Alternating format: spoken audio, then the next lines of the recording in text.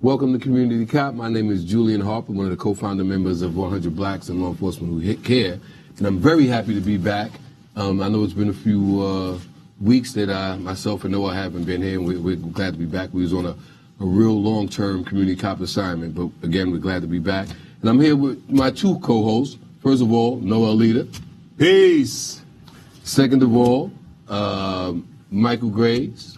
Namaste. As you all pleasantly call him, Big Mike.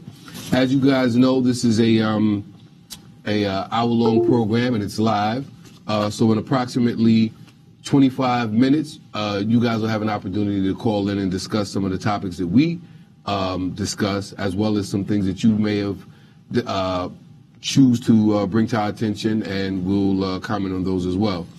But as you guys know, this is Black History Month, which it should be Black History Life Year. You know, our history continues. But as we have our in-house historian, Michael Graves, we're going to talk about the assassination of Malcolm X. Yes, this is the anniversary of Malcolm's assassination. Certainly, while we on his birthday, we talk about the greatness of his life and certainly his contributions and what he meant to the manhood of Black America. On this sad occasion, you know, this is the anniversary of his assassination. He was assassinated by 5 men, 3 shooters, 5 men coming out of March number 25 in Newark, New Jersey. Certainly, that by no means is to say that this was ordered by the Nation of Islam on an official level, and it certainly does not mean that the orders came out of Chicago, specifically from the Most Honorable Elijah Muhammad. However, the facts are he was assassinated by men who attended that mosque, and the NYPD intentionally arrested 3 men, 2 that had no connection with the assassination at all, and the third one only because the security there caught him, cornered it off, and before they can exact a level of revenge from him, the police rescued the third person from the people who were from Malcolm's security. And so he was caught on the scene, and certainly there was reported another person was caught on the scene that disappeared.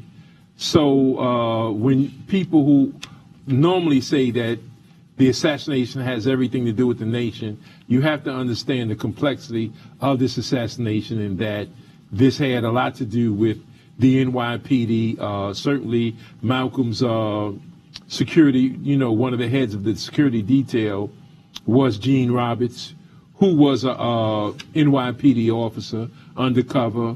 He came out of the Boss system, where he did not go through the regular channels of going through the academy and then being graduated and wearing a uniform and the like. Other cops did not know him. He came through a separate way with the Bureau of Special Services, which had a connection, obviously, with the FBI. And he was assigned to infiltrate Black organizations, starting with the Nation of Islam, and then to later he did things with the Panthers that got them put in jail. So just want to say for the record that it was totally unnecessary, irrespective of what ideas and what Malcolm said. No Black man or woman should have participated in killing that man. His ideas was just. He fought an upright battle for Black people in this country. I love the fact that Ossie Davis characterized it just right. Malcolm was our manhood. He was just so sincere in what he did. Yes, there were some mistakes made. I do not agree with the things that he said about the Honorable Elijah Muhammad, especially since publicly the Honorable Elijah Muhammad was not saying anything about him. I won't go as far as to say that he brought this on himself. No man welcomes death to his doorstep, especially when he has a family to take care of. But there were some missteps on Malcolm's part, And officially, the nation's statement was that just leave Malcolm alone, leave him to his own devices. Obviously, you can't control everybody in your organization. There are zealots in every organization. Consequently, things get out of hand. But love Malcolm, love the Honorable Elijah Muhammad, and there has been no organization like the Nation of Islam that militant, that organized, that disciplined with an economic program or something to uplift our people at a time where black people were just treated, not only mistreated, but looked at ourselves in a bad light. If you watch movies, felt bad watching everybody was a butler, a shoe shine boy, or a maid, and the like. And we needed that image. And it was the Honorable Elijah Muhammad, more so than even Marcus Garvey, that gave us a better image of ourselves. So these were two great men that that people worked hard to separate. The FBI worked overtime, and even a congratulation letter came from J. Edgar Hoover to the Chicago office, who they felt played a key role in separating Malcolm from the Honorable Elijah Muhammad. So when all is said and done, it was a great loss on everybody's part. And I respect the fact that Minister Farrakhan spoke to him being a part of an environment that that surrounded Malcolm, and that creating a negative environment that led to his death. Right. And everything that Michael said is point on. I would just like to add, as it relates to the followers or members of the Nation of Islam, Malcolm X had even stated prior to his murder that he was going to stop saying that the Nation of Islam was out to get him, because he had begun to realize that there was external factors that was plotting against him, not only here, but even when he was abroad. That's right. So he said, I'm going to stop saying dogmatically that this is a Nation of Islam that's organizing this movement against me. And also, as I stated, he said that there were more, he didn't know whether or not there were more informants joining the Nation of Islam or true believers. Yes. Because he had to realize that so many individuals who were joining the Nation of Islam, weren't doing it for appropriate intentions, that they were actually agent provocateurs and police informants that were sent there to spy on what was at that time one of the strongest black organizations in the country.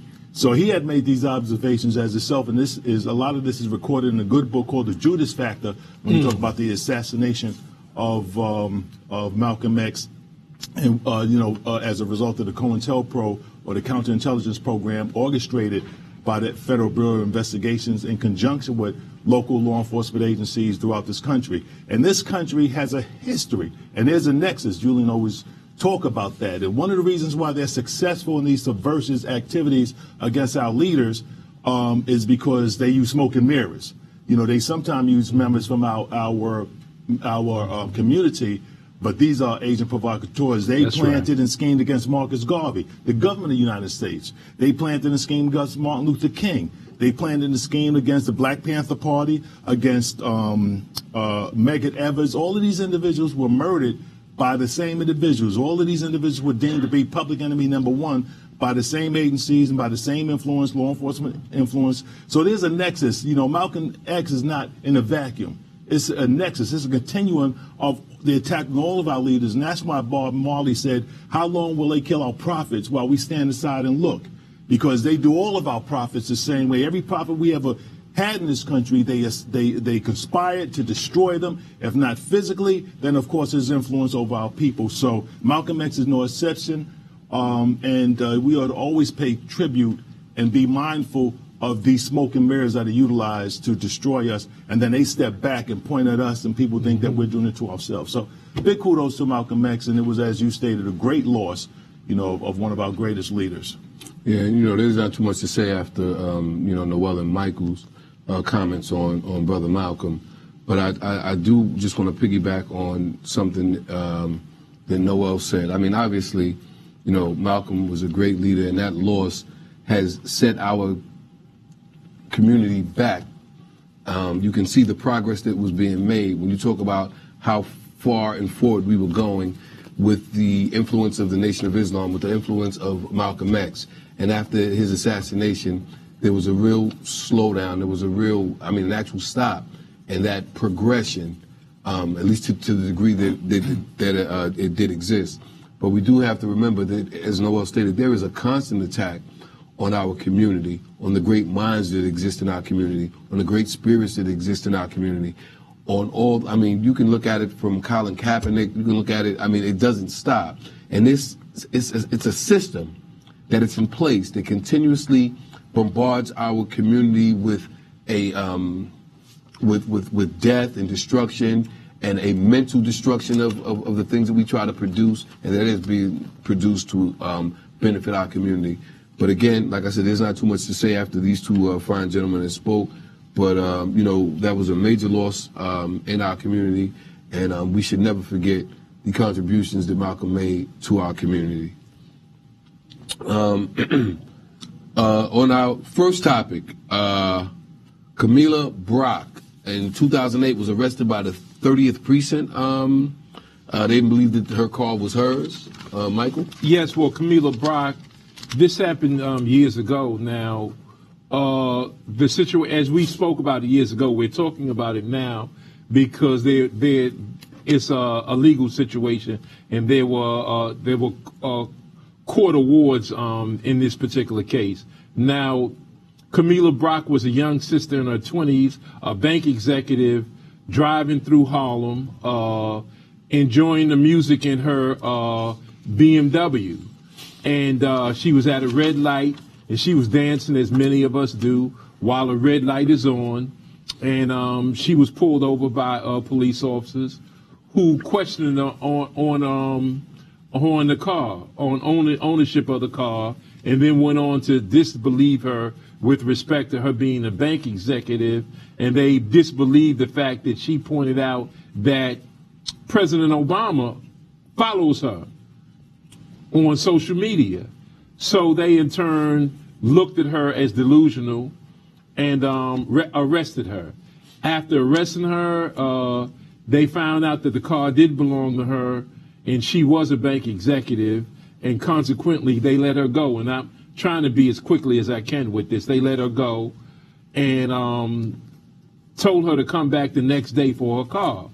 Well, when she came back the next day for her car, this is when it gets ugly. They arrested her again, and this time took her to a hospital and kept on psychotropic drugs over the next 8 days. And this is a story that I know me and Noel is very familiar with because we visited a police officer who refused to go along with his commanding officer with respect to getting his tax situation in order, and they locked him up when he went to a function up there at Convent Avenue Baptist Church at a Dr. King celebration on Dr. King's birthday several years ago. And this was the Giuliani administration when he told the crowd that they were trying to kill him, and he had a bulletproof vest on with no gun. They locked him up. They almost shot him right there in the church.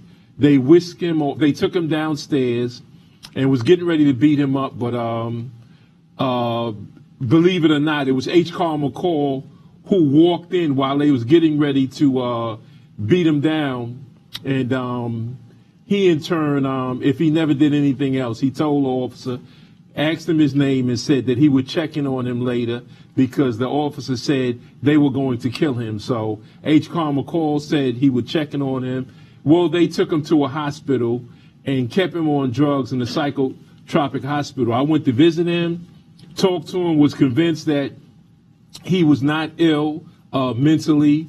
I called Noel. We went back to the hospital, and I'll give Noel all the credit. Noel, not only did he speak to the officer and find out that the officer was sane and fine, but he went to the supervisor. I saw Noel speak to the person who was the head of that hospital, that ward anyway, the psychological part of that, hospital, and said, there's nothing wrong with that brother. He's fine. Release him, and, Noel, you could take that story from there. But so what happened to Camila Brock is not unusual.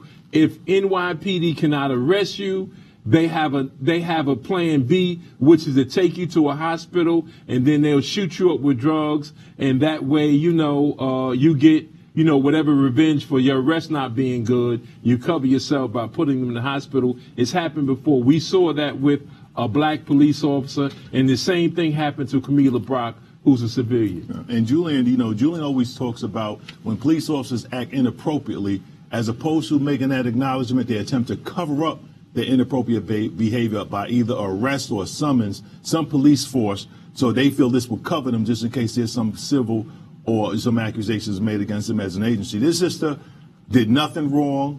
This sister's vehicle was hers, but they realized they messed up. And as opposed to acknowledging that, apologizing, and then take whatever, response is appropriate because they did mess up, they decided to arrest her, and they brought her to Harlem Hospital. And these agencies cooperate with the New York City Police Department. This is a bank executive. There's nothing wrong with her. The brother you talk about was a police officer. He was upset about, some of the things that were going on within the department against African Americans, and him in particular. Nothing wrong with him, just maybe a little upset. With her, she was happy. She was dancing to music. And the police stopped her, and they claimed that she was there was something wrong with her, that she wasn't acting inappropriately, and the hospital cooperated. Harlem Hospital, right in the center of what we call the Black Mecca. Harlem Hospital cooperated with the New York City Police Department, as they did with the brother officer, filled them up with drugs, and pretended as if there was some psychological problem. As you said, she sued, and I think she got some undisclosed amount. But this is New York City. This is the abuse of New York City Police Department attempting to cover up their mess with the assistance of a psychologist in our city hospitals. And as you said, these are two cases that we just so he was the head administrator you spoke to. Exactly. Yeah, I remember we went in the hospital and we had a conversation with the young man. We told him who we were. He wasn't upset. I mean, he was a little upset, but he wasn't unreasonable or he wasn't crazy. He was not irate. It was apparent that the New York City Police Department was abusing its authority, realizing they made a mistake. You needed the cooperation of the hospital because, as in this particular case, I bet you the police department said, well, even the hospital said something was wrong with her. So our assessment of her was correct when it wasn't. Brothers and sisters, this is preposterous, it's diabolical, and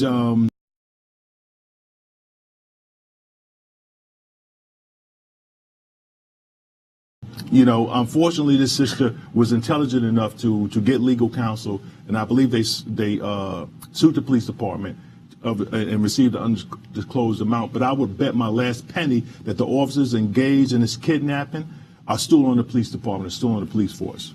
Yeah, and these modes of operation by the police department still exist. Exactly. It's not like they've discontinued operating in this fashion. And, it's unfortunate that there's a system that exists that allows this to continue, as opposed to the hospital administration or administrators saying, hold on, listen, there's nothing wrong with this person. We did our independent assessment or evaluation of them, and we don't find them to be psychologically unstable or anything to that effect. Again, this system, this wheel runs by itself. Once they get it started, it continues to go. But thank you for that update, Michael. I'm going to switch gears a little bit, go to a little bit of politics right now, which even though everything is politics. Noel, the Congresswoman, Ilhan Omar, it was stated that she made some anti-Semitic statements. Right.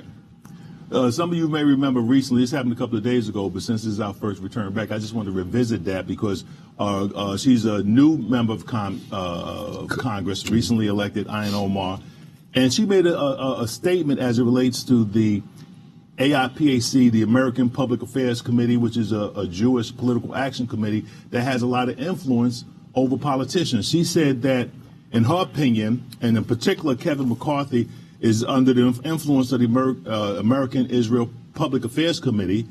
And then she said it's because he was attempted to silence her because she made some critical statements about the treatment of Palestinians. And she said that his attempt to silence her was a result of his receiving funds from these Israeli political action committees who have more concern, in her judgment, for Israel as opposed to the affairs in America. And she got bombarded as being anti-Semitic. They said her statement was anti-Jewish and it was racist. And, she got bombarded with criticism. President Trump asked her to be removed from Congress. They was asked that she be stripped of her committee position in Congress, which was preposterous because what she said is true. Everybody knows it's true. You may remember Councilman Gus Savage made a similar statement on the floor of Congress in 1990 because they had conspired and pumped so much money into his district only because he criticized the treatment, the money, the billions and billions of dollars that America gives to Israel. He said, I can use this money in my district. And for saying that, they pumped money into his district to get him removed from office. And then he was critical of these political action committees. And he said, the interest and purpose of these air packs is to promote a foreign nation, not in America's interest, an organization operating within America, composed of Americans, but in the interest of a foreign nation, Israel, interfering in the internal affairs and the elections of this nation. So if you are critical of the nation of Israel, these political action committees, this air pack will pump money, give money to your opponent to get you out of office. And, Gus Savage, and some of you may remember Cynthia McKinney. She made similar statements. She said that Congress people are giving free trips to Israel, and they're told to sign an agreement that they will support Israel, right to its borders, that they won't stop the money that goes into Israel, and that they will say that Israel has the right to be the dominant military factor in the Middle East. These are the agreements that every congressperson, according to her, is demanded to sign. And if they don't, these political action committees will conspire, as they did with Cynthia McKinney, as they did with Gus Savage, to get you out of office. Why? Not because you're a bad elected official from your district, but you made critical statements against the nation of Israel. So when Gus Savage, when Cynthia McKinney, when Earl F. Hillard makes critical comments about Israel and his treatment of Palestinians, as his sister Congresswoman Ilhan Omar, they accuse of being anti-Semitic. Their statements are on board.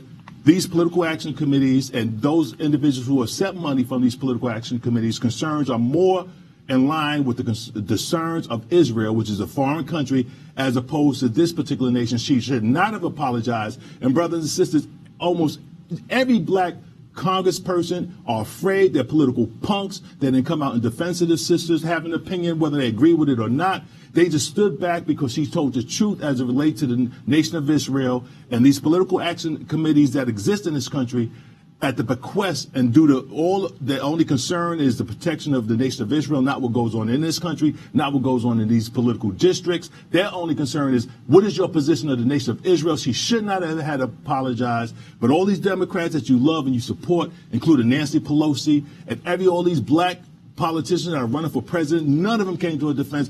Everybody know what these political action committees do. Everybody know the objective, the sole objectives of the political action committee. What she said is dead on right. Mike? I'll just add to it, and that was very thorough, Noel. Very thorough. Now, I could have went on, but got to be kind of short. Right, no doubt. I'll just add to it that certainly most of the members of Congress, whether senators as well as congressmen, are members of the Israeli Knesset. They sign documents. They are unofficially members of the Knesset. If you say anything about the Israeli Defense Forces, you will be deemed anti-Semitic, as if religion has something to do with this. When you saw that image years ago of a little Palestinian boy throwing a rock at an Israeli tank, and then that person in the tank pull out a fully automatic weapon and kill the little child, those who criticized that was labeled anti-Semitic. You cannot say anything about Israeli Defense Forces. You cannot say anything about the Israeli government, or you will be deemed anti-Semitic, as if religion has anything to do with it. Anybody that shoots a child, they don't have a God. If you shoot a little child for throwing a rock at your tank, you don't believe in God, so you can't be Jewish, because you don't believe in God, unless your God is the devil. Now, let me just also add that Cynthia McKinney, just for not signing a document, just for not continuing to vote to supply the state of Israel with funds that they don't have to pay back, Cynthia McKinney was criticized. So just remember one last thing. I'll just say a local example.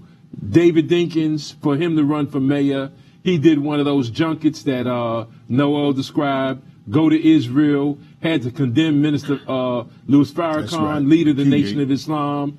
He had to do those things like that to become mayor. And even him, at the end of his tenure, he only did 4 years. He was roundly criticized for organizing a pogrom against the Crown Heights community, which is Jewish. Someone who has acquiesced his whole political life to that particular community. He carried yarmulkes in his pocket, in his limousine when he went from place to place. He pulled out a yarmulke everywhere he went, and yet at the end he was called anti-Semitic. So who isn't anti-Semitic? If you ever say anything about the state of Israel, you will be deemed, and you'll have to work your way out of it by kissing a lot of behind, because you'll be deemed anti-Semitic if you say anything about it. But this isn't anything new in the political arena. This is something that's been going on, and I'm talking about local politics, state politics, and federal politics. That relationship, it appears, has to exist or continues to exist through politicians to ensure their longevity in politics. So I'm not surprised by this response. I'm not surprised by the attack that exists. But what ails me is that there isn't, as you stated, Noel, a support for a just statement, for a statement based on someone's opinion or their observation, and they're being attacked to this degree. So how is any elected official going to be able to stand on any solid ground as if they're not going to be supported when they make statements that are either just, fair, or based on their observations? All right. Thank you for that point, Noel. We're running out of time, so I'm going to hit another topic that's a little bit removed from politics. We're going to go back in the other direction. There was an 11-year-old boy that was a child that was arrested for refusing to stand for the Pledge of Allegiance. Now, I didn't say he was suspended from school, which was in part, but he was actually arrested. This 11-year-old boy refused to stand for the Pledge of Allegiance, allegedly telling the teacher that the flag was racist and that the national anthem was offensive to black people. The teacher made a statement to this young man that if you don't like this country, then go somewhere else. Now, she's talking to an 11-year-old child who is standing up on principle based on what he has seen and what he's observed throughout this nation, based on his understanding of the Pledge of Allegiance and what the flag stands for. This happened in Lakeville, Florida, the Lawton Chiles Academy in Lakeville, Florida. The teacher was a substitute teacher, and the mother made a statement concerning her son. She said, listen, which I, in part, don't agree with, that if he did do anything wrong, which I don't think he did anything wrong, that the punishment wasn't just, that they didn't have to call the police, that they could have dealt with it another way. I believe that the young man had the right not to stand up if that's what he felt that this was offensive to him. This young man was in a gifted class. He had been bullied for whatever reason. I don't know if it was based on that, but he had been bullied in the past. Mike, your thoughts on this particular Well, it's nothing issue? to even think about. That's a violation of the Constitution. He has a constitutional right to voice his concerns. He has a constitutional right to stand or participate or just sit down and not participate. He has that right according to the Constitution. So I don't care if she's a substitute teacher. She violated his constitutional rights, and she's fully aware that since she's a teacher of whether it's high merit or substitute status, it doesn't matter what she is. She violated that man's constitutional rights. She should be fired, and his family should be suing that school district. No. And for his parents to suggest that if he did anything wrong, you can't even imply, not even subtly, because he did nothing wrong. You can't give these devils an inch because they'll take a yard. This child showed some genius. He showed some observation. In his humble opinion, at that young and tender age, he felt some objection to stand up to the national anthem, which I do as well. Now, I will never stand up to the national anthem, the racist song, racist author, et cetera, et cetera. So, and for him to be arrested, once again, shows the interrelationship between these agencies that cooperate. If I was called to the scene, I wouldn't have arrested him under the reason that the teacher stated, but, And what's so interesting, it's unbelievable. I love what the child said when she said, well, listen, go somewhere else. He said, well, listen, they brought us here. Exactly. You know, so it's not like he had an option. You know, this was based on slavery and the transatlantic trade. So, you know, I mean, Crazy. his parents should be so proud of that young man, and I think everybody in his community, I'm proud of him for the position that he took. This is a live show. I know we should have some calls up. Do we have any callers on the line? Well, let's go with. Okay. All right. Hold on, Michael. We don't have any calls yet. I'm waiting for our studio audience. I mean, our producers to let us know when the calls are here. I'm going to go to another topic. Corin Gaines was killed by the Baltimore police, by the SWAT. Michael, I know you want to give us an update on that. Absolutely. Just want to say for the record that Corin Gaines was a beautiful young sister, the mother of at that time, a 5-year-old child. She was weeks earlier, stopped on a highway, given multiple summons out of spite for her attitude of defiance with respect to questioning the police officer on his rights to stop her. She quoted some maritime laws that are for the seas and the exact mileage from land. She quoted some things that was not appropriate for a highway. A police officer does have the right to stop you on a highway and to question you. Well, based on that conversation, she was summoned, and she did not, she tried to find out the date for her summons to appear in court. They refused to give it to her in the courtroom at that time, and so they converted her summons into a warrant. SWAT came to her door, not regular police officers. It wasn't a police matter. Nobody should come to the door, but SWAT came there. In any event, there was a standoff for a while. A SWAT officer shot right through the premises, used the owner of that compound, went through the back, and nipped her son, her 5-year-old son, twice with rounds, and then killed her. In that process, they cut off her FaceTime while they shot her. Well, as devious as that was, the judge where she was awarded $37 million by the jury because the jury said the police officer's actions were unreasonable, and the judge in turn overturned the decision that the jury reached in the $37 million. So that's where it stands right now. So we'll see what happens, but that was undetermined in terms of what the judge said was inappropriate, because even $37 million is not enough for the loss of that beautiful sister. All right. Noel, very quickly, I'm coming to calls. We're going to come to calls right after this. Just give us a quick update on Venezuela.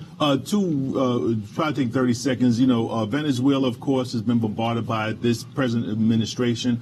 They're attempting to support a coup, which is historic, especially in Latin America. I had a lot of countries I wanted to just remind our audience that the United States has supported coups d'etat in Latin America. But right now what they're doing, they're trying to ship some goods that the country needs, there's some supplies that the country needs. Of course, Maduro, who's the elected president that this country doesn't like because he continued to nationalize the natural resources of the country. And, you know, United States corporations, European corporations, they want into that oil and the other natural resource that he has. But he's rejected it. Because the government, American government, is not going through him. They're going through his opposition, who have crowned himself president, not via an election, but via some other nefarious attempts. United States needs to stay out of Venezuela. If the Venezuelan people want to change, they will make a change. And, you know, all this misinformation from CNN, Al Jazeera TV, NBC, CBS are giving misinformation. I'm hoping this president, who has now shipped the military forces to the Dominican Republic and other Latin American islands over there, do not invade the sovereign nation. It'd be preposterous. But perhaps at another time we can talk more, because we have some callers on our telephone. But you know, there's a propaganda campaign going on against this country, a lot of misinformation, and it's global. Well, this isn't going to go away, so you have an opportunity to update our community a little bit more. We have a couple of more topics, but we're going to go to our calls. First caller, welcome to Community Cop. Where you calling from? Quick question or comment? How you doing? All right, how you doing? Calling from Harlem. Okay, go ahead. Oh, All right, brothers, how you doing? I love your show. I mean, there's just so much I can say about what's going on. Only thing about Malcolm and Martin Luther King, everybody loves them once they're dead. They hated these people when they was alive, you know. And the next time y'all go away and, you know, to help poor people, give us a little sign so we can go with y'all. Have a blessing, brothers. All right, brother. Thank you for the call. All right. Next caller, welcome to Community Cop. Where you calling from? Quick question or comment? I'm calling from Brooklyn. All right, go ahead, Brooklyn. Former City Council Speaker, Melissa Mark Virero. I can't pronounce her last name. Right. Okay, when she was the City Council Speaker, she called a meeting for some of the project managers. So she asked this black manager, what do you do when a Spanish-speaking tenant calls and can't speak English? The manager said, I call the hotline, the interpreter hotline. Melissa said, not good enough. Get rid of this manager and put a Spanish manager in there. Now, she said this at a public meeting, and the black manager is now suing her, and she's running for public advocate. So, blacks out there, this is what some people who don't look like us do to us. One more statement. In 2011, Supreme Court ordered California Attorney General Kamala Harris to reduce the population of California prisons due to overcrowding. She said that some now nonviolent offenders needed to stay incarcerated or else the prison system would lose a source of cheap labor. Correct. And she was also sending some prisoners out to fight California forest fires for $2 a day. This woman is dangerous to blacks. And the full story is in the Daily Beast. Right. And we covered that information a couple of weeks ago as it relates to that sister as well. Right, right. Thank you for that call, brother. We appreciate it. Next caller, welcome to Community Cop. Where you calling from? Quick question or comment? Peace. Is this me? Yes, sir. Where you calling from? I'm Brother Kareem. I'm calling from Jamaica, Queens. Okay, go ahead, brother. I want to say you have a very excellent show. You brothers are very conscious, and you make me very, very proud. Thank you. I want to say very quickly that you were talking about El Hajj Malik El Shabazz earlier, and that fantastic tradition, along with Mr. Garvey also. I also think we have another brother in that tradition who I'm really concerned about. His name is Alton H. Maddox Jr., and he helped everyone. He helped the Perry family. He helped the Brawley family. He got out-sharpened off of a 67-count indictment, and I'm a little concerned about him. I understand he's no longer in New York. He's getting up in age, I guess, like we all are. And I wonder if there's anything we can do to know how Alton is, and if he needs our help, can we possibly help him? Because he's in that very same tradition, in my humble opinion, Yes, sir. as Mr. Garvey and El Hajj Malik El Shabazz. Thank you for letting me speak. I wish you brothers well. Okay, Thank you, brother. We Just appreciate you very email much. him. Certainly, this past Friday, I was at the event for his wife, Sister Leola Maddox, who they renamed the media center at a school in Teaneck, New Jersey. After certainly, she was dynamic in her own right, and certainly Alton Maddox. No one needs to even go through the anthology of his great cases. They speak for themselves.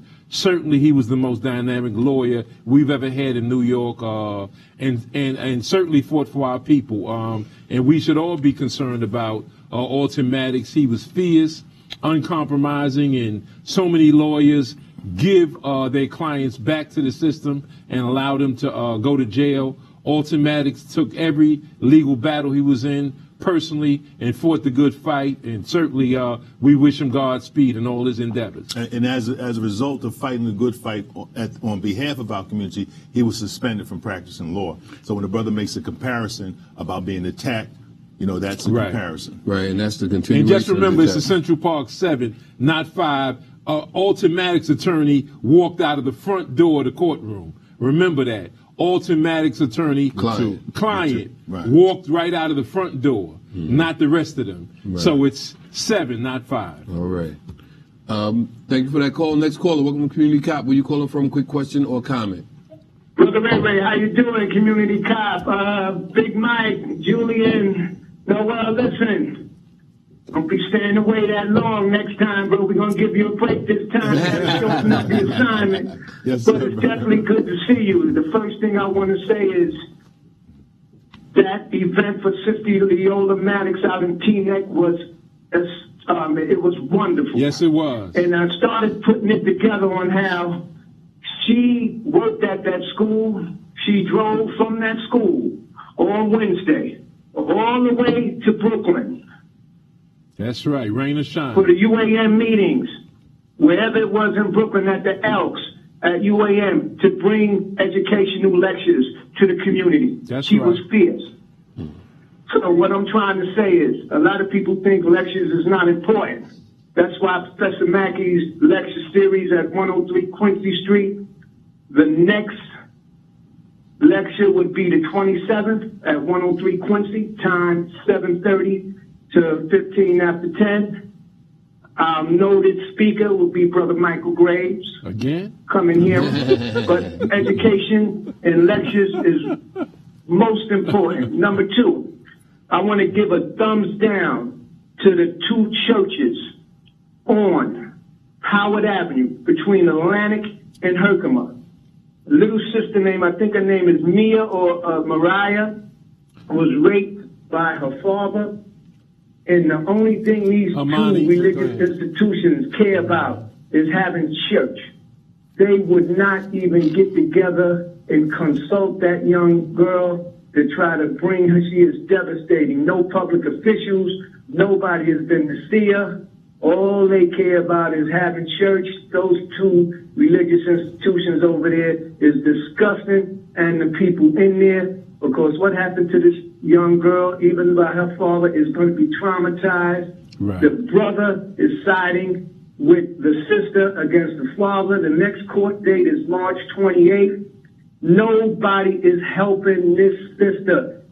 All they want to do is still have church.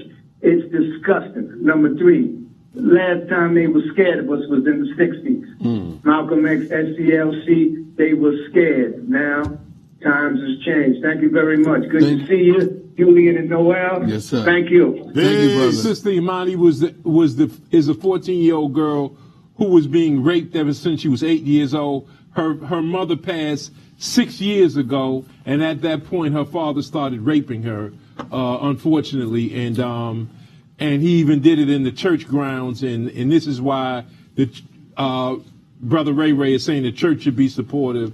As to now, the Progressive Baptist Church here on Howard Avenue has not been supportive of the family. The church right across the street, they know her well, know her entire family. She's a part of the third or fourth generation in that church. They're trying to keep things under the rug, to keep things manageable, but no black man or woman should ever condone the rape of a little girl, a little helpless girl, even if her father's doing it and he's the worship leader.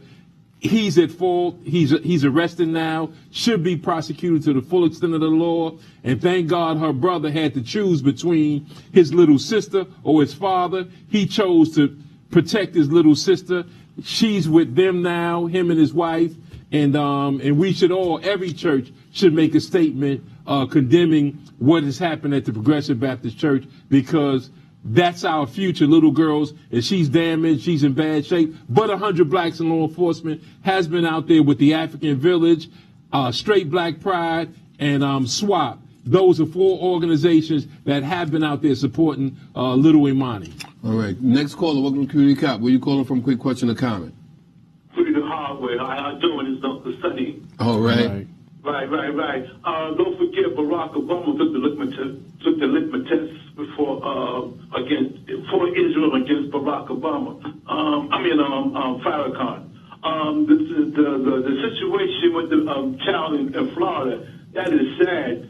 But what, y'all heard about 3 Caucasian teachers in Long Island who had nooses hanging up in their room? That was one of our stories, but we ran out of time. Yes. Also, next I want to say that LeGrand, remember LeGrand? Yeah. Back in the days? Brooklyn. They were preachers.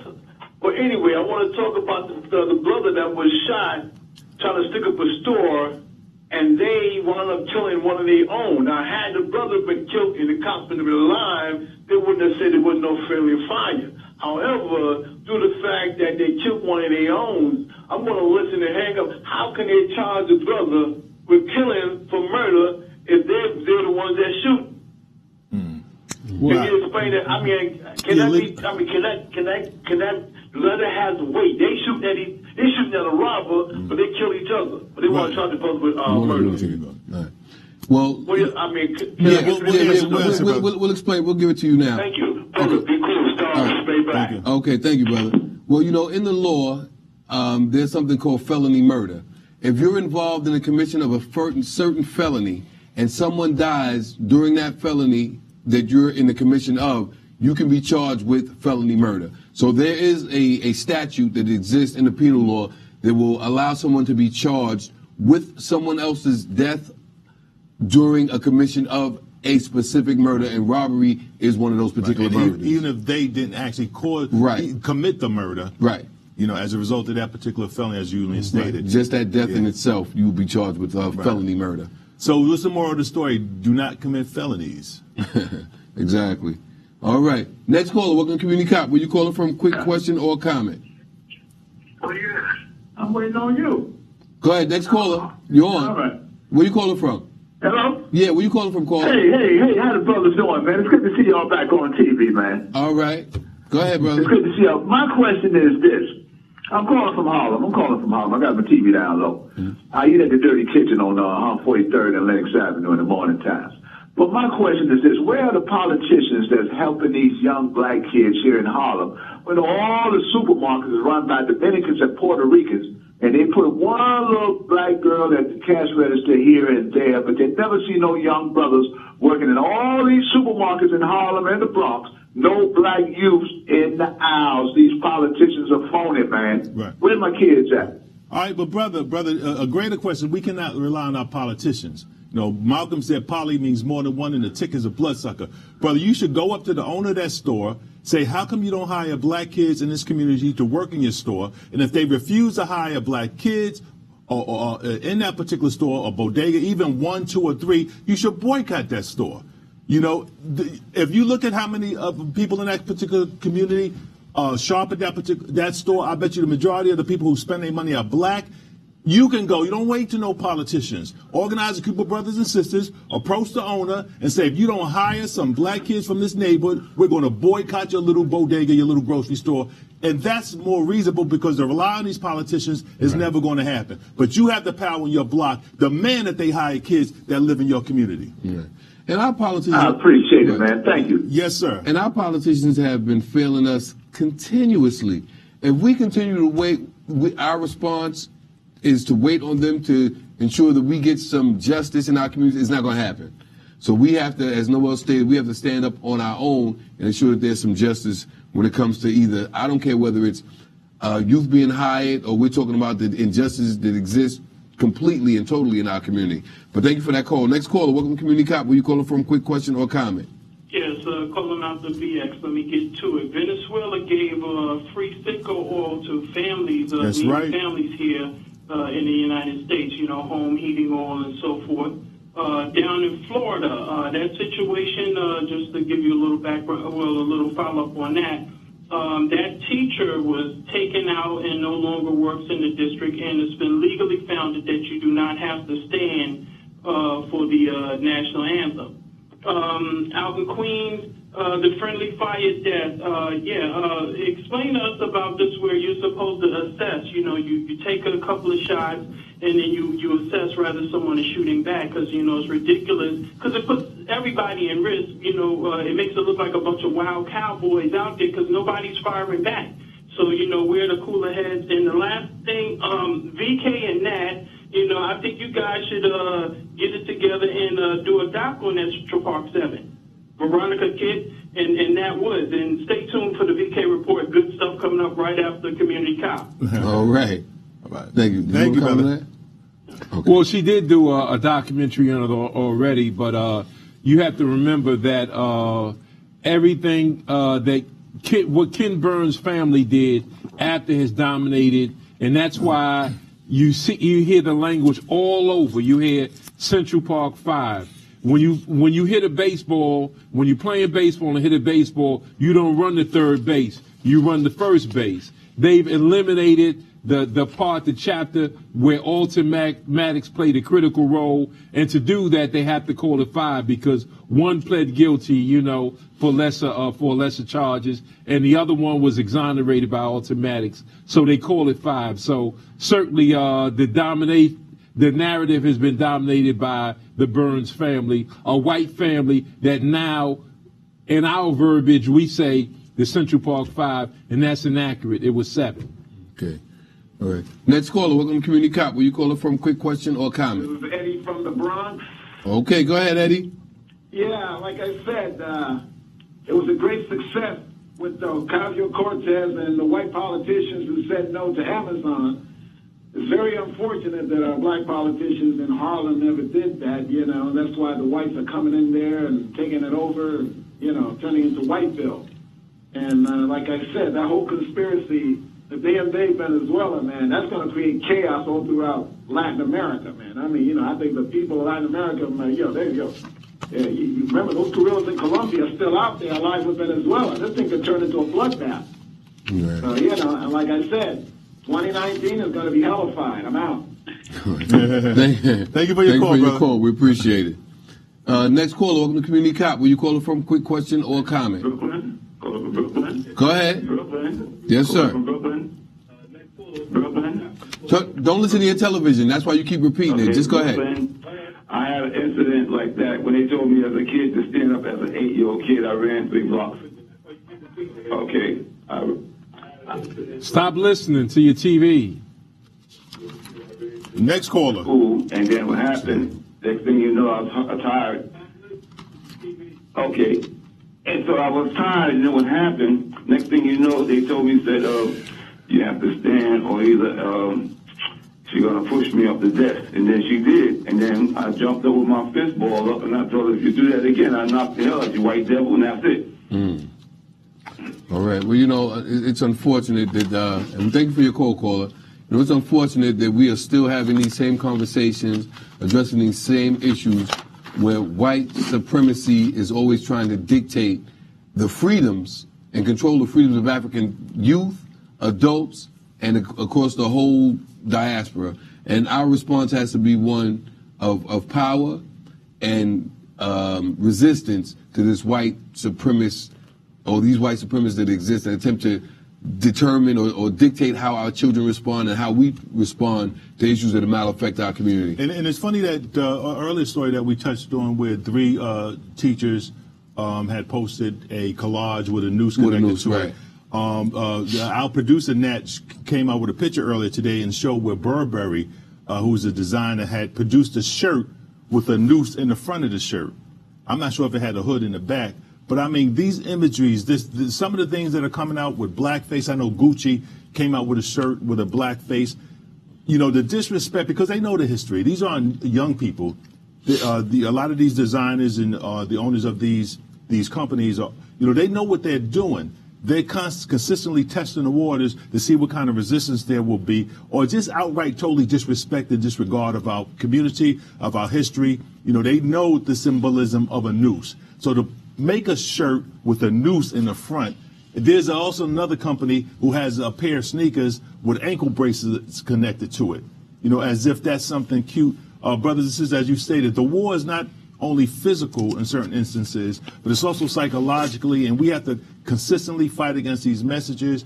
And, one of the good things about public media is that you can find a lot of information through the internet about what's going on, not only in your local, block or street, but throughout the nation. And there's a it's consistent, Mm-hmm. For Burberry to put a noose on a shirt. And I wish our producer put that image up on the camera so you can see it. Brother, these are trying times. And, as you stated, brother, we have to organize. And one of the things that's so important is that we support, that young man in Florida. I mean, we should be bombarding, and like Noel said, everybody has access to the internet. We should be bombarding the internet with the support for this young man, whatever we can do for him and his family as a collective. And if we respond to these things as a collective, I mean, our numbers are phenomenal. We have to really make a conscious and a physical effort to support members of our community who are being attacked by these entities.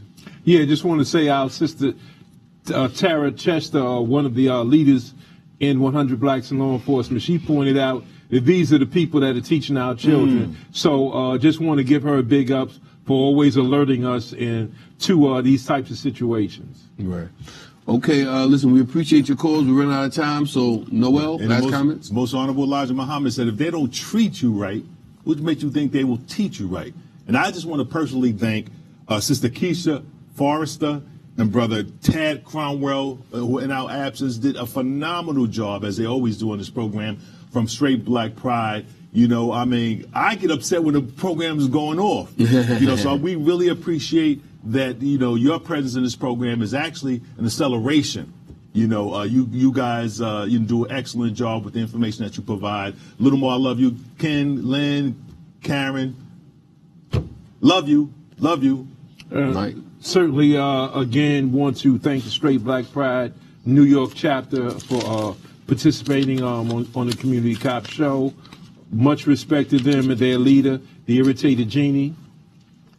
Just want to say for the record again, black man, black woman, protect the black child, accept your own and be yourself. We remember El-Haj Malik, El Shabazz, commonly known as Malcolm X, who was our shining black prince, as Ossie Davis called him, and certainly a reflection of our manhood. And again, we have to thank, and I'd have to thank Straight Black Pride, and I also have to thank Michael for for holding the fort down, keeping it strong. You know, and you know, with that collective group, man, they did a phenomenal job, and we truly appreciate it. As we know, our home audience appreciates it as well. So again, Michael, thank you so much, brother, for holding it down, as you always do. You know, we have so much energy, strength, you know, so much